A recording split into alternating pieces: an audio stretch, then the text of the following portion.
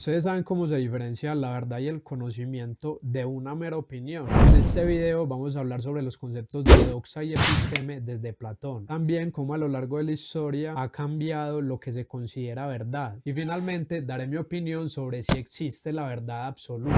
Bueno, primero empezaré diciéndoles que cuando se habla de episteme estamos hablando de los cimientos sobre los que se construye la ciencia y el conocimiento, así como de su desarrollo y su evolución. Es de vital importancia entender su contexto histórico, cómo se generó la necesidad de crear epistemes y, lo más importante, el método que se emplea, ya que la manera en que se hace la ciencia, es decir, el método, condiciona el resultado y la veracidad de esa ciencia, es decir, qué tanto se acerca a la realidad y a la verdad. Listo, teniendo noción sobre lo anterior, se puede llegar a tener un mejor criterio en el entendimiento de los avances del conocimiento a lo largo de la historia y la forma en la que se llegó a la ciencia como la conocemos hoy en día, con sus grandes avances, con sus rigurosas explicaciones acerca de los fenómenos del universo y con la precisión de la explicación de la realidad. Bueno, aquí también quiero dejar claro que cuando dije grandes avances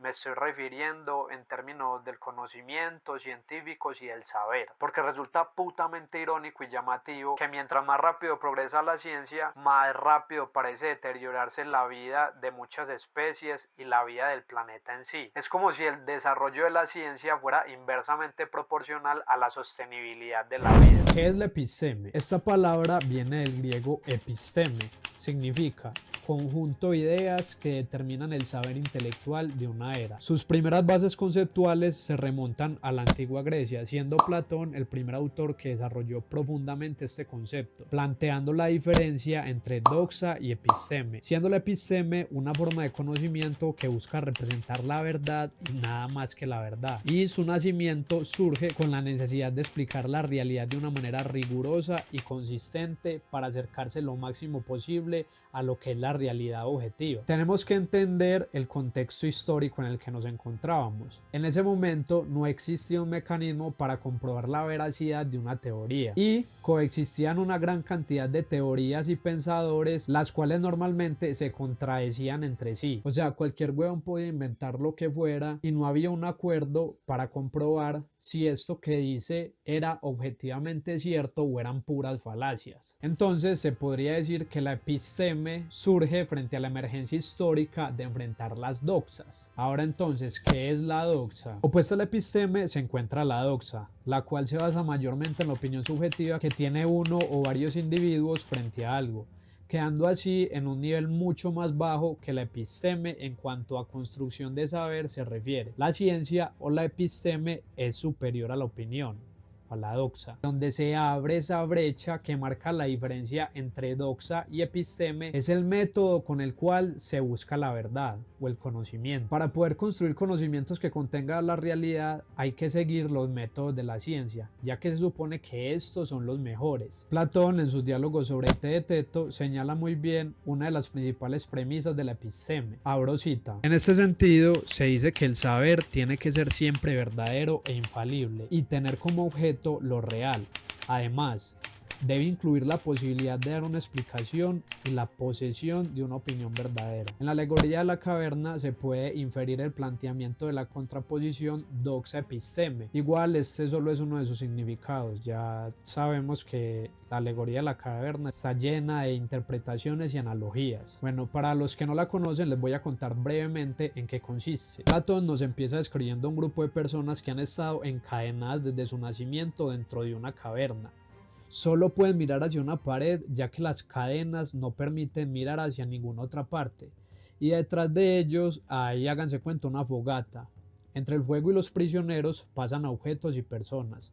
Y los prisioneros solo ven las sombras de lo que pasa reflejadas en la pared. Para ellos, como toda su vida han vivido en las mismas condiciones, esas sombras son la realidad, porque nunca han visto algo diferente. Un día, uno de los prisioneros logra liberarse y salir de la caverna. Al principio, la luz del sol le resulta dolorosa y no puede ver con claridad, pero poco a poco sus ojos se acostumbran a la luz exterior y descubre el mundo real, los árboles, el cielo, el sol, etc. comprende que las sombras que veía eran solo apariencias de una realidad más profunda. El prisionero liberado decide volver a la caverna para contarles a los demás lo que ha descubierto, pero ahora al prisionero liberado se le dificulta ver en la oscuridad. Esto hace que el resto de los prisioneros en primer lugar no le crean, ya que como no conocen otra realidad diferente a la que han visto toda su vida, creen que las sombras proyectadas son la realidad verdadera. Y en segundo lugar, dicen que qué sentido tendría salir de la caverna si se va a perder considerablemente la visión, como el prisionero que fue liberado. Finalmente, no comprenden lo que él ha visto y prefieren quedarse con lo que conocen, es decir, prefieren quedarse en la caverna viendo las sombras proyectadas. Uno de los significados de esta alegoría, como les había dicho anteriormente, está relacionado con todo lo que venimos hablando, ya que los esclavos obligados a mirar las sombras proyectadas en la pared no tienen la posibilidad de contrastar con algo diferente, generando así la creencia de que estas sombras proyectadas en la caverna son la realidad y nada más que la realidad. Pero es bien sabido que esto solo era una visión subjetiva, que no correspondía a la verdad objetiva. Así, los hombres encadenados en la caverna representan la doxa, mientras que los que están fuera de la caverna representan la episteme. También podemos relacionar al prisionero liberado con la fricción que genera el salir del desconocimiento, y más si se está en un entorno en el que el resto de las personas lo que aprueban es mantenerse en ese desconocimiento. Ahora veremos los diferentes métodos que se han usado a lo largo de la historia para definir el conocimiento y para crear epistemes, y cómo estos métodos han cambiado a lo largo de la historia con diferentes autores. Con los aportes antiquísimos de Platón se establece una de las grandes definiciones de conocimiento, la cual históricamente ha sido aceptada por filósofos, pensadores y ha mantenido su vigencia a lo largo del tiempo. En síntesis, consiste en tres premisas, que son: el conocimiento es una creencia verdadera justificada. Un ejemplo de conocimiento sería el de Galileo y la forma de la Tierra. Galileo en el siglo XVII creía que la Tierra no era plana, sino que era una esfera. Esa era su creencia. ¿Y por qué lo creía? Porque observó que los barcos desaparecen poco a poco en el horizonte. Primero el casco, luego el mástil, y esto solo ocurriría si la superficie es curva. También sabía que durante los eclipses lunares la sombra que proyecta la Tierra sobre la Luna es curva. Y por último, estaba en contacto con ideas de Copérnico y otros astrónomos que justificaban un modelo esférico y heliocéntrico. Entonces aquí tendríamos las tres cosas: la creencia, que Galileo creía que la Tierra no era plana sino que era un esferoide; la verdad, y es que la Tierra efectivamente no es plana; y la justificación son las cosas que mencionamos anteriormente, o sea, tenía suficientes observaciones empíricas y razonamientos lógicos que justificaban su teoría, o sea, su creencia. El método que hoy en día se ha establecido de forma hegemónica es el método científico, y muchas de sus bases fueron planteadas por la tradición galileana. Una de las partes más importantes del método científico es la verificación y comprobación absoluta de las hipótesis. Por ejemplo, si la hipótesis es que los perros ladran, tienen que verificar que efectivamente todos los perros ladren. La verificación fue aceptada por mucho tiempo hasta la llegada de Popper. Karl Popper vino a introducir el falsacionismo, planteando que verificar una hipótesis en todos los casos es imposible. O sea, ningún científico puede coger a todos, absolutamente todos los perros del planeta y verificar que todos ladren. Entonces lo que decía es que la ciencia, en vez de verificar, tenía que intentar falsear las hipótesis. En este caso, si la hipótesis es que todos los perros ladran, tendrían que buscar un perro que no ladre. Mientras esto no se encuentre, o sea, mientras todos los perros que encuentren ladren, eso sería una verdad. Eso sería conocimiento. Pero muchísimo tiempo después, en pleno siglo XX, Edmund Gettier plantearía unos problemas supremamente controversiales que van en contra del método clásico para definir el conocimiento. Uno de los casos que planteó fue este: Smith y Jones son dos parceritos que se presentarán a un mismo empleo. Lo primero que se dijo es que el hombre que obtendrá el empleo tiene 10 monedas en el bolsillo. Smith sabe que Jones obtendrá el empleo y que este mismo tiene 10 monedas en el bolsillo. Smith sabe esto porque el jefe de la compañía le aseguró que Jones sería el seleccionado para el empleo, y también Smith contó las monedas que tenía Jones en el bolsillo. Pero por cosas del destino, sin saberlo, Smith es el que va a obtener el trabajo, y que él, sin darse cuenta y sin percatarse de eso, él mismo tiene 10 monedas en el bolsillo. Por lo tanto, Smith cree que la persona que va a obtener el trabajo tiene 10 monedas en el bolsillo. La persona que va a obtener el trabajo en verdad tiene 10 monedas en el bolsillo. Smith está justificado en creer que la persona que va a obtener el trabajo tiene 10 monedas en el bolsillo porque le dijeron que el que le iba a obtener era Jones, y él hacía 10 minutos le había contado las monedas en su bolsillo y efectivamente tenía 10 monedas. O sea que aquí obtendríamos una creencia verdadera y justificada, pero que según Gettier, y que pensándolo bien tiene la razón, no estamos hablando de conocimiento. Lo que explica Gettier es que en unos casos muy específicos y muy hipotéticos se pueden cumplir todos los principios de creencia verdadera justificada, pero sin que podamos decir que eso es conocimiento, ya que lo que les pone en sus ejemplos se puede llegar a una verdad con todas sus características, pero sin que esa haya sido la intención, es decir, se llega por puro azar. Gettier sugiere que en ese tipo de casos no se puede hablar de conocimiento porque realmente no se está conociendo. Se está llegando a la verdad, pero esa verdad no es la que se cree que se obtuvo con el método usado para conseguirla. Y como bien sabemos, el método usado para llegar a la verdad es fundamental. Se puede decir que el método es la diferencia entre la doxa y la episteme. Desde esas 3 cortas páginas que publicó Gettier,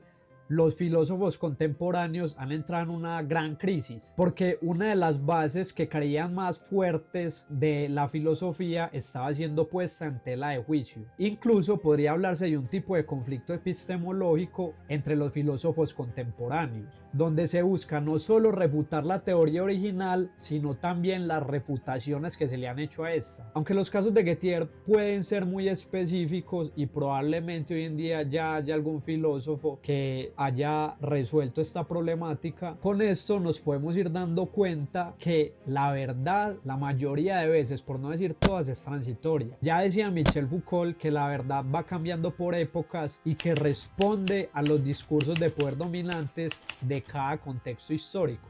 Por eso es que hasta hace relativamente poco la homosexualidad se considera una enfermedad. La epilepsia se consideraba una posesión demoníaca. Se creía que la tierra era plana y no estaban abiertos a ninguna discusión frente a eso. Los que no entraban dentro de la episteme hegemónica de la época eran excluidos, perseguidos y hasta asesinados. Listo, con todo este video hemos aprendido que para acercarse al camino de la verdad es muy importante conocer las discusiones sobre el método y las discusiones y el contexto histórico alrededor sobre el concepto de la episteme. Pero solo con lo expuesto aquí se ha logrado ver algunas de las grandes confrontaciones que han habido respecto a la teoría del conocimiento. Y si la ciencia y la verdad fueran absolutas, no existiría la historia de la ciencia. Sería ignorante decir que hoy en día nos encontramos en el mismo lugar desde donde iniciamos. Hay saberes y métodos que se han establecido y endurecido tan fuerte como las rocas. Ellos dan cuenta de que cada vez podemos acercarnos más a la explicación de la realidad